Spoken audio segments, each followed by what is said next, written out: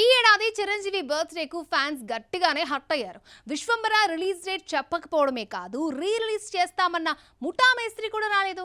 Last మినిట్లో movie వాయిదా పడింది. తాజాగా మరొక హీరో కల్ట్ క్లాసిక్ సినిమా కూడా పోస్ట్ పోన్ అయింది. ఇంతకీ ఆ స్టార్ ఎవరో, ఆ సినిమా ఏంటో చూద్దామా? రీసెంట్ టైమ్స్ లో స్టార్ హీరోల బర్త్డేలకు పాత సినిమాలను రిలీజ్ చేయడం టాలీవుడ్ లో ఓ ట్రెండ్. ఈ ఆగస్టులో మహేష్ బాబు పుట్టినరోజు సందర్భంగా దూకుడు మూవీని మరోసారి ప్రేక్షకుల ముందుకు తీసుకురాగా మంచి వసూళ్లనే రాబట్టుకుంది. తొలి రోజు 2 కోట్లకు పైగా కలెక్ట్ చేసింది దూకుడు. ఆగస్టు 22న చిరంజీవి బర్త్డేకు థియేటర్స్ దద్దరిల్లిపోయేందుకు ప్లాన్ చేసుకున్నారు megastar fans. Megastar Chiranjeevi birthday అంటే టాలీవుడ్ లో చిన్న ఫెస్టివలే. ఏదైనా ఫీస్ట్ ఉండబోతుందా అని ఎదురు చూసిన అభిమానులకు ఈసారి నిరాశ తప్పలేదు. కాకా టైటిల్ రివీల్ చేసి బాబీ ఖుష్ చేశాడు, కానీ విశ్వంబర రిలీజ్ డేట్ చెప్పలేకపోయాడు వశిష్ఠ.